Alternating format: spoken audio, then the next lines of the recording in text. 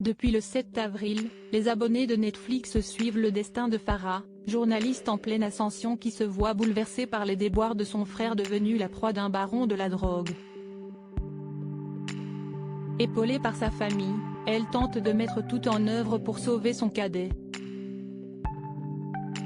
Celle qui avait pour habitude de faire rire le public lui sert, cette fois-ci, un thriller familial sur fond d'intégration et de diversité.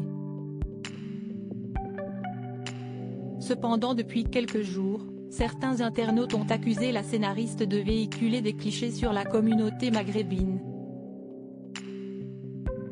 Face à la polémique, Nawel Madani est venu réagir aux critiques sur le plateau de Mouloud Achour dans son émission Click.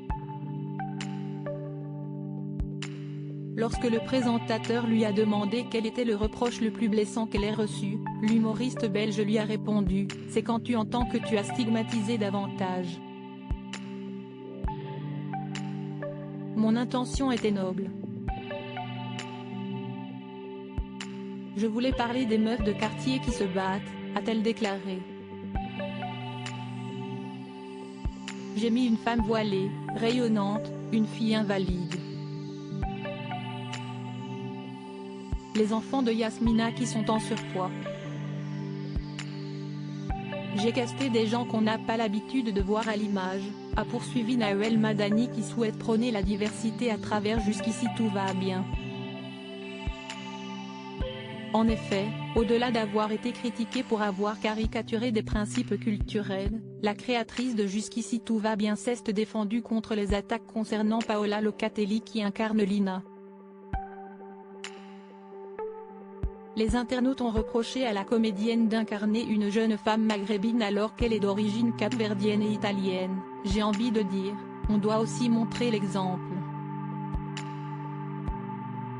On est content quand on voit Lina Coudray jouer Constance dans Les Trois Mousquetaires. C'est à nous-mêmes de montrer la diversité, a rappelé Nawel Madani. Jusqu'ici tout va bien en première place sur Netflix malgré la polémique, la série s'est hissée depuis quelques jours en tête du classement des programmes les plus regardés sur la plateforme ON Rouge. Il y a une femme voilée qui m'a prise dans ses bras et qui m'a dit, juste que cette femme ait choisi sa foi, parce qu'on véhicule tellement le fait qu'une femme on lui ait imposé son voile, qu'elle soit libre et qu'elle se batte pour sa fille. Tu m'as gagné parce que je me suis reconnue, a raconté Nawel Madani à l'antenne.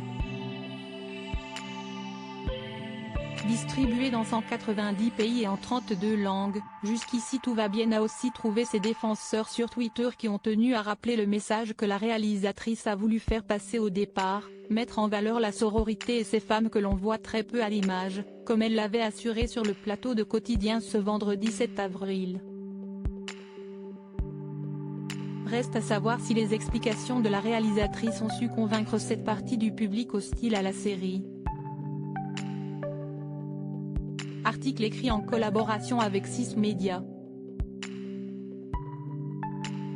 Crédit photo, agence.